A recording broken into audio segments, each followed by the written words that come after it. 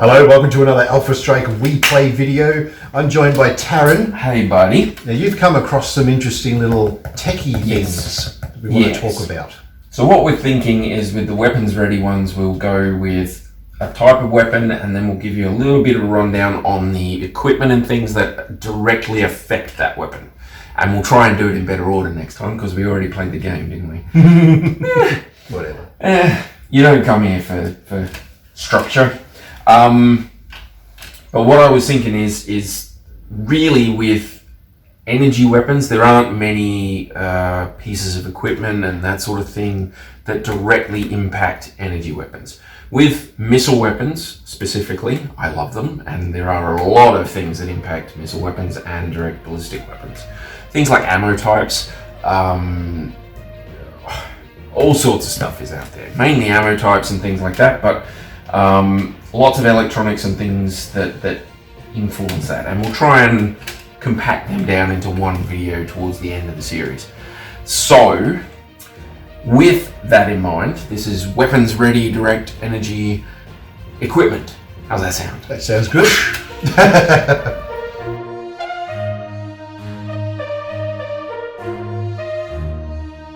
Okay, so really with energy weapons, the only thing, would you say, that directly impacts most energy weapons is heat? Oh, definitely. I mean, that's the thing. There's no ammo types, there's well, we've already established that there are ammo things there, but the vast majority of them don't have any different types of ammo. They don't have any weird and wonderful stuff that goes on. There's a couple of bits that probably are worth going into for direct energy. So heat sinks would be one of them. Yeah. Because that is how you are dissipating all the heat you're building up. Indeed. Right. So heat sinks come in two types. You've got single and double. Boom, done. Out of here. That's it. And you saw in our Pimp My Mech one that I put double heat sinks in my Commando because I knew I was going to be running hot. Your heat sinks are usually 1 ton and 1 critical location.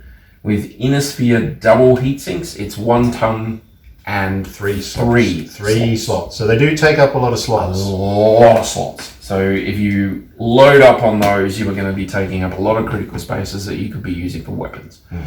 The clan ones, because clan are scum, get them for 2 critical. That's right. Instead of 3. And you'll find that there aren't many mechs that actually have single old school.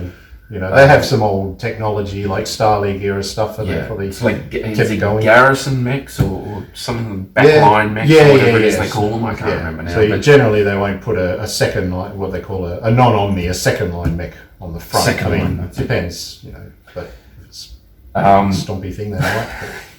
But yeah, your double heat sinks are definitely something to consider if you're going with an energy weapon base design. Yeah. If you're going heavy on the energy weapons, then definitely consider double heat sinks and definitely put as many heat sinks as you can in your legs.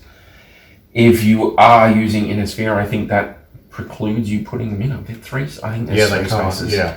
There's 2 spaces in the legs free. I'm pretty sure. Correct. Yeah. So that sucks. But if you do manage to get your heat sinks underwater, it's 1 additional per operational single heat sink underwater to a maximum of 6 points. And -2 additional per operational double heat sink underwater to a maximum of 6 points. Yeah. So it does cap out underwater, but it's definitely worth it. Definitely worth it. The other thing, so your heat sinks are important. They're very important. Building up that heat and dissipating it is huge when you're using energy weapons.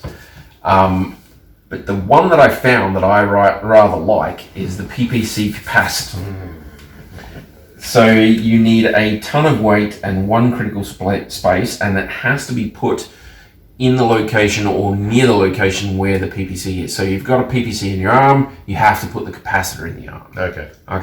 So 1 space, 1 ton in the arm with the PPC. But it doesn't have to be right next to it. It can be upper, lower. It can be separated. It just has to be in that location. Yeah, right? It just says it has to be in the same location as the PPC it modifies. Yep. Okay. You can put these on light, heavy, ER, all of those. Okay, so it's fine. Not naval PPCs. They might have something. A little extra damage from a naval PPC is hardly going to matter. Turn that moon into a donut. That's it. Yes. And basically what it does, so you will be saying instead of firing a PPC as normal, you can choose to charge a PPC capacitor. Okay, so the capacitor in that location gets charged up instead of firing the PPC.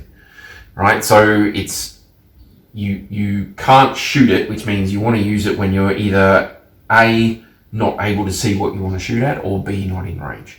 Right, so you're making the motions towards, and you go, okay, so instead of firing the PPC, I'm going to charge up the capacitor, and you're going to have it sitting there buzzing away, ready to go. The problem is it requires one turn and builds up 5 points of heat. So that first turn, you can't shoot your PPC, and you get 5 points of heat. Every turn you hold that charge afterwards, you keep getting 5 points of heat. Okay, so every heat phase, if you haven't discharged the capacitor, you will get an extra 5 points of heat. So you have to bear that in mind. Okay, but when you do use it, the PPC that it's attached to does 5 extra points of damage and builds up 5 extra points of heat. So there's a lot of heat floating around there. So when you actually use the capacitor to shoot, you don't pay the storage 5, you'll pay that 5 that you mentioned. So it's not 5 plus 5 from the storage and then let it go. Okay, that's it'll be that 5 points of heat, but the capacitor discharges. But it does 5 extra points of heat. However you want to think about it, you'll end up with 5 points of heat. Okay, got it. And it does 5 points of extra damage above what you normally do. So your heavy PPCs will do 20 points of damage, because I think they normally do 15. Your light PPC normally does 5, it'll do 10. Standard PPC does 15, but builds up 15 heat. So, okay. It's pretty good. The trouble comes if you get a 2-hit roll of 2 with a capacitor charged PPC. It burns the system out before it fires, damaging the capacitor slot as well as the first critical slot of the corresponding weapon, but inflicting no damage against the target. So, it's cool, it's funky, but it has a downside. Yeah, definitely. And we've seen how many times I roll 2 to hit, so I probably won't ever use them, but if you're using them, give us a yell. Could be good. An extra 5 points of damage. I mean, a 2. All right, a 2, but still. It's a once in a blue moon chance. It's not that big a deal. If you want to keep building up those points, and if you've got something like what's a light one that's got maybe a Panther, something like that. If you've got a light mech with a PPC in it, and you want to just tweak that damage just a wee smidge more, then a capacitor isn't a bad move. Yeah. Just think about the Hussar, which is old Star League era stuff. The Comstar use it a bit. Yep. It's quite fast. It's a light one, but it's got a single weapon of an ERPPC on it. So maybe it hasn't got a lot of armor. So I don't know where you could free up some tonnage for it, but an extra 5 points of damage on something that's got decent range. Yeah. It's quite a nasty mech. I've seen it in combat. Some people who really know how to use it, I've faced them. And they're horrible. Nasty. Yeah. Speed and range. So if you can increase that damage. And that I mean, 1 ton in 1 critical space, you could drop a little bit of armor, although probably, like you say, it doesn't have that much armor to start with. But you could maybe drop a heat sink or consider reducing speed, but I wouldn't. But yeah. See, a single weapon system is very rarely awesome. Having multiple weapon systems is always good. The more dice you're rolling, the better off you are. But if that's what you've got, then bumping it up a little bit with the PPC capacitor is not a bad move. Yeah. Not a bad move at all. I kind of like that. So clans don't have a lot of hoopy stuff like that. A lot of their technology is tested and it's good and it's fine.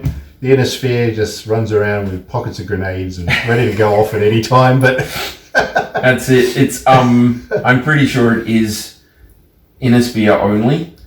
So the tech levels and that sort of thing in your construction manual will say that you can only put it on an inner sphere mech. I mean, feel free to muck around with that. Doesn't matter.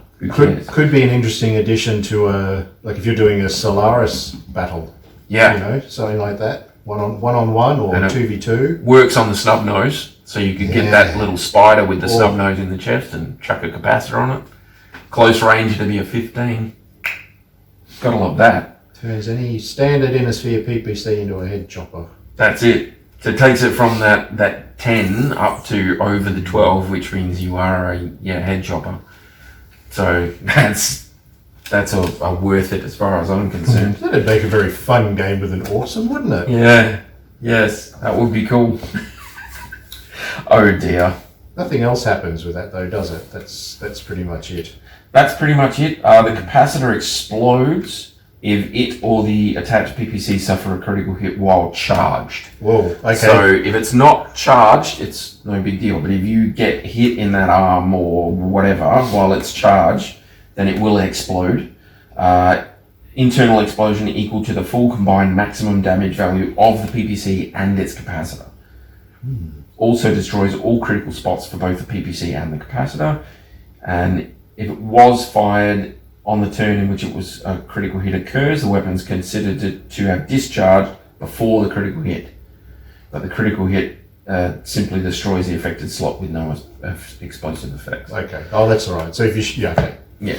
So as long as you're either shooting it on the turn it gets hit, or you have shot it before it gets hit, you don't get the explosion. But if you're wandering around with a charged capacitor, not only are you keeping that 5 heat building up, but you're also in danger of that being an explosion.